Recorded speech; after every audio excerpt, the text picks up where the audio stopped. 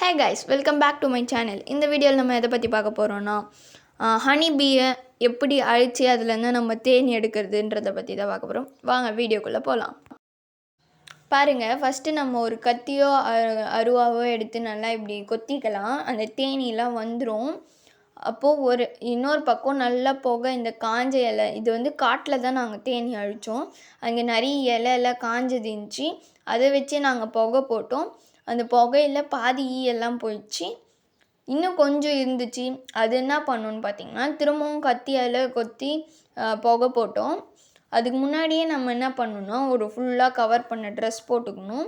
இல்லைன்னா தேனி 1-2 கடிக்கும். ஸோ அதுக்காக நம்ம ட்ரெஸ் ஃபுல்லாக கவர் பண்ண மாதிரி போட்டுக்கணும். பாருங்கள், இன்னமும் அந்த தேனி இருக்குது.